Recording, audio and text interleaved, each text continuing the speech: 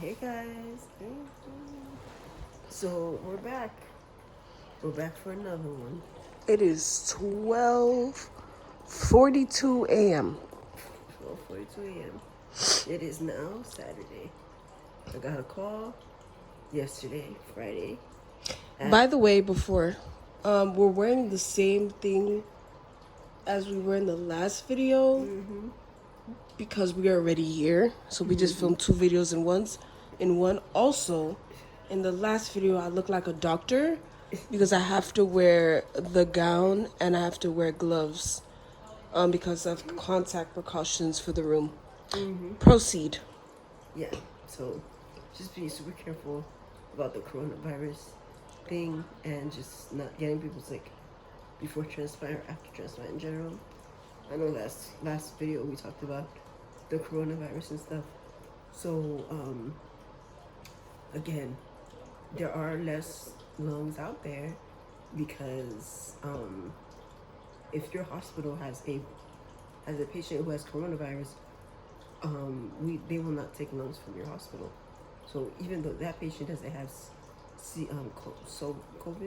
COVID-19. even though that patient doesn't have COVID-19, the fact that your hospital has a patient that has COVID-19 means that Duke is not gonna go get lungs from that hospital because we don't know. It can transmit in a number of different ways. Anywho, yeah, so 7 p.m. yesterday, I got the call. It is now 43. It's now 12:43 a.m. And they've already procured the lungs. Well, have they procured the lungs technically? The lungs Well, have been procured. I guess they procured them already, and they're checking the lungs to see whether or not the lungs are going to be viable. So we should have known by now because the person or the donor was supposed to go into surgery at about 10. And we were supposed to know at about 12. But sometimes the person can go into surgery a little bit later, or sometimes they'll take a little bit longer. For whatever reason, we're not really sure. So we're just waiting to receive the call to see if the lungs are going to be viable or not. Also, I don't really have signal in here, so that could be one reason why. Oh, you think so?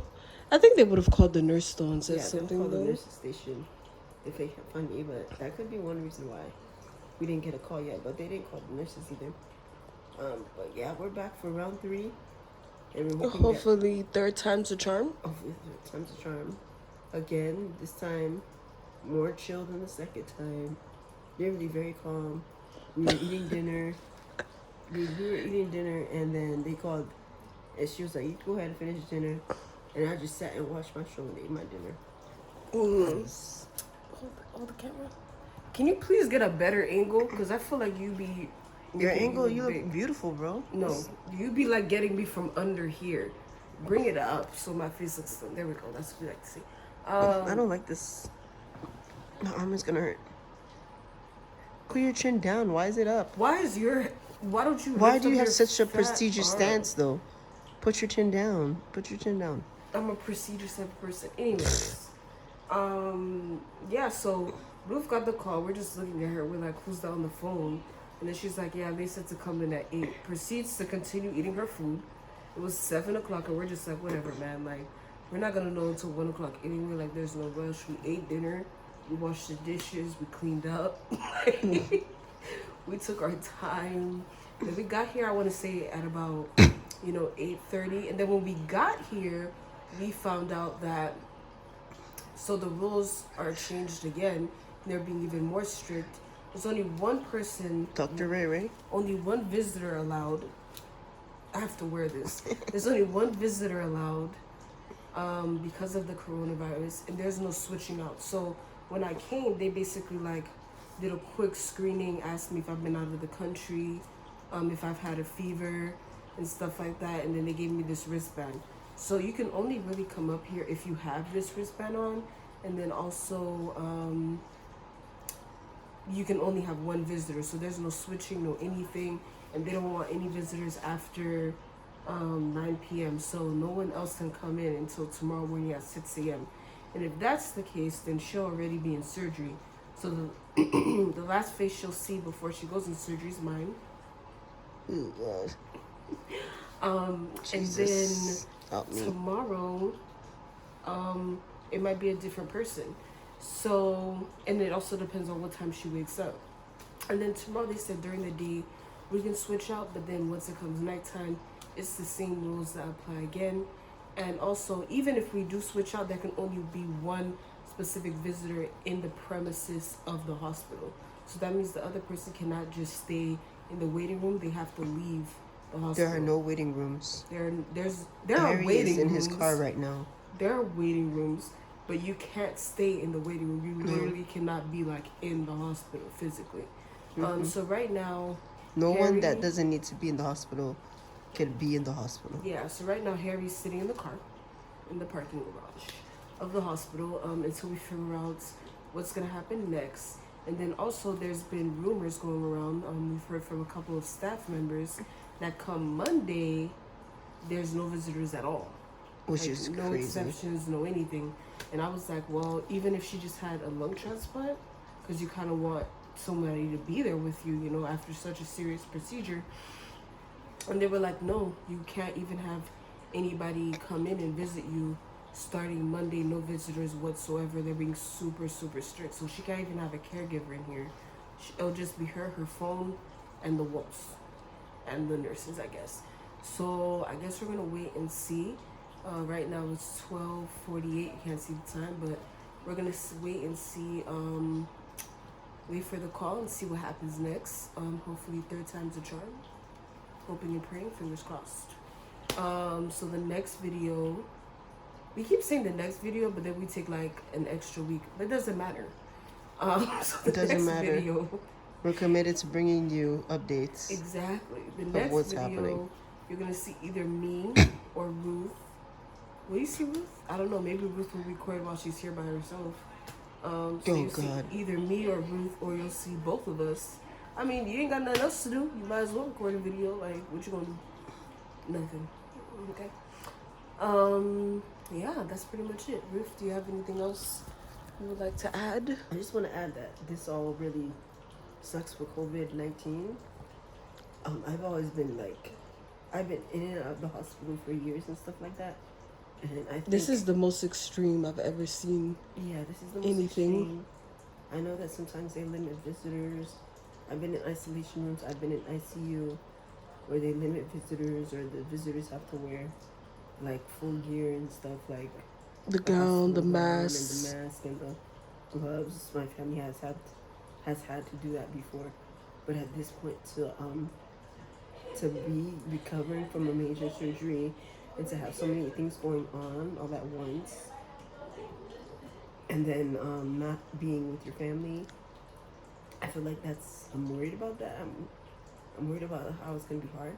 I know I can do it. I know I'm fine, but at the same time, I feel like having someone there with you kind of like lightens the mood. I'm the type of person, when I'm stressed, I like to make jokes. I like to do things to take my mind off of it. I try not to like dwell on it, but I feel like when you're by yourself, it's hard to take your mind off it. At least for me, because I'm the type of person I like to tell a lot of jokes. I like to tell stories. I like to entertain the person that I'm with. Jokes that aren't really funny. They are funny. Rachel's laughing all the time. Stop Okay. it. Stop. I don't laugh all the time. That's not true. She's laughing right now. I'm not laughing with you. I'm laughing at you. But yeah, I just I don't know. I feel like the days will just go by a lot slower.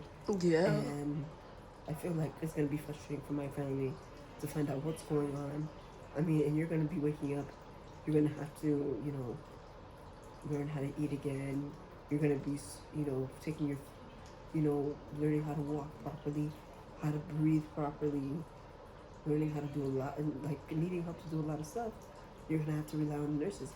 Now, the staff here is great, but at the same time, it would be really nice to have family there, to have someone, just as support. I know the days where, the situation was this dire, and I was in the hospital, and I wouldn't have anyone come see me for 2 or 3 days. It's like a totally different vibe. that's no fun. Like, you know what I mean? So I don't know how it's gonna be. Yeah.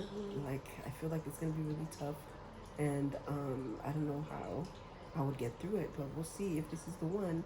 Hopefully it is, because I'd rather have it before the crisis gets worse and after. And then they could potentially shut down all transplants. Yeah, so, you know, potentially having COVID-19 patients here, and that's gonna, you know, things start getting more complicated, you know, so we're just praying to God that's not gonna happen.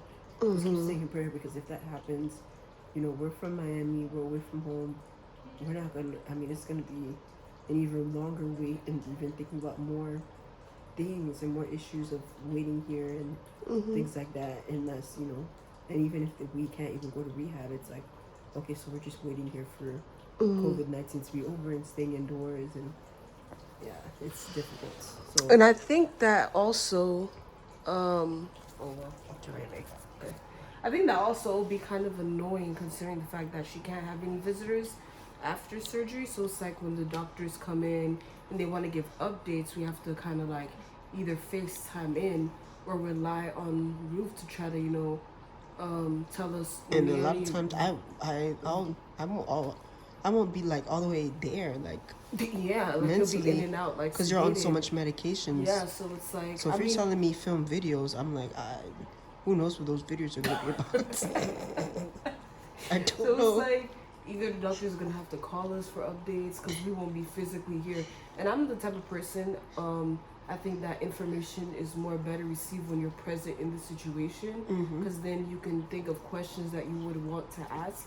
I mean, over the phone, yeah, maybe, but I don't know. I feel like being present is always better, so I feel like that adds to the complication of things. And then it kind of sucks. It's like we came from Miami specifically for this purpose, to be there for the surgery after it happens, and to be caregivers. And then now, because of this whole crisis going on, it's like now we're just sitting at home like, Yeah, I mean, I feel like as I a wonder family, what Ruth is doing today. Like, yeah, it's you like, know, it sucks. You yeah. know? And I feel like that's a big deal, because I feel like as a family, my family, you know, has really made like a huge, you know, sacrifice in terms of all of us, or most of us, being here, you know, to be here with me through the process, and then to be with me here after, and then for that to be pulled away, that sucks. Not to be able. I mean, obviously, it's not the hospital's fault because they're taking as many precautions as they They can. have to do it, But it's like, it sucks. bro, It really Corona does. really needs to calm down. Like, it's crazy. Because they don't want to. They don't want to risk it. They don't want to risk patients getting sick here. But it's. I'm sorry. I was holding a yawn.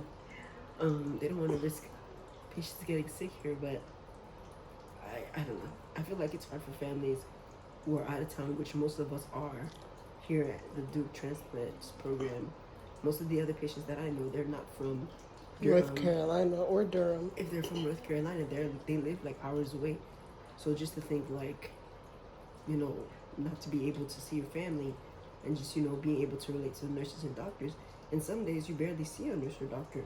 When you start to get really better, you don't really get to see the staff. So it's just kind of just you in your room the whole day. Yeah. You know? And it's like, we don't know if it's going to die down, and they'll be like, okay, now you can have visitors. Like, we don't know how long the no visitor rule would last. Once again, it's still only a rumor, but considering the fact that a lot of things about COVID-19 have been rumors, and then they come into fruition, it's like, bro. Yeah, you got to be ready. We're hearing these rumors. We heard this stuff. A couple staff members say it to us, so it's probably going to happen. So we'll keep you guys updated, and we'll see if these lungs are the ones. So we're waiting for the call right now. So I'll talk to you guys. Well, somebody will talk to you guys. Bye. At some point. At some point. Bye, guys. Very soon. Bye.